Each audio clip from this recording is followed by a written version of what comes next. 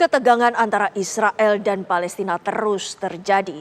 Israel kembali menghujani Gaza dengan serangan udara, sementara para pejuang Palestina membalas dengan menembakkan roket ke Israel.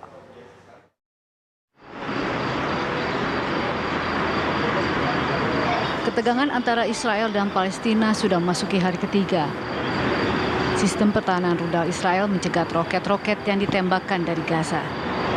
Beberapa di antaranya dicegat dan meledak saat melintasi wilayah udara di Tel Aviv. Serangan rudal yang menghantam wilayah Rehovot, Israel menewaskan seorang pria berusia 70 tahun. Ini menjadi kematian pertama di Israel dalam gelombang pertempuran terbaru. Sementara itu, rangkaian serangan udara di Israel juga menghujani wilayah Gaza, Palestina dan menelan korban jiwa. Jumlah korban tewas di Palestina meningkat menjadi 28 orang, termasuk wanita dan anak-anak. Selain menelan korban jiwa, petugas medis di Gaza juga disibukkan merawat korban luka, termasuk anak-anak. Serangan udara terus dilancarkan Israel bahkan ketika Mesir berusaha menengahi gencatan senjata antara kedua pihak. Pertempuran antara Israel dan Palestina ini sudah masuki hari ketiga dan terjadi di tengah meningkatnya ketegangan dan kekerasan di wilayah pendudukan di tepi barat dalam setahun terakhir. Pertempuran pecah Selasa malam saat Israel membunuh 3 komandan jihad dalam serangan udara. Tembakan roket dari Gaza menghancurkan sejumlah bangunan dan juga kendaraan di Israel Selatan. Rangkaian serangan roket ini terjadi setelah Israel menghujani Gaza dengan serangan udara yang menewaskan puluhan orang.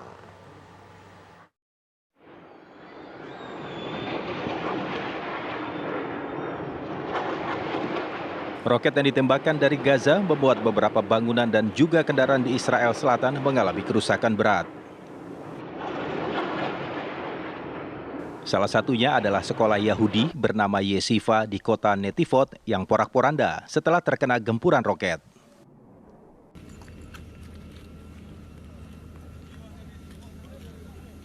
Di kota Askelon, petugas pemadam kebakaran memadamkan api di beberapa rumah dan mobil yang terbakar akibat serangan roket dari Gaza. Sementara itu, dalam beberapa hari terakhir, kelompok pejuang Palestina terus menembakkan ratusan roket ke Israel sebagai respon atas serangan udara yang menghujani wilayah Gaza. Merespon ketegangan antara Gaza dan Israel, Mesir mengumumkan telah mensponsori gencatan senjata untuk kedua pihak. Namun tidak lama setelah pengumuman tersebut, rangkaian serangan terjadi kian intensif. Serangan udara Israel telah menewaskan 23 warga Palestina, termasuk 3 komandan senior kelompok jihad Islam dan 10 warga sipil Palestina. Dalam sebuah pidato, Perdana Menteri Israel Benjamin Netanyahu mengklaim Israel telah memberi pukulan keras kepada para pejuang Palestina dan memperingatkan serangan belum berakhir.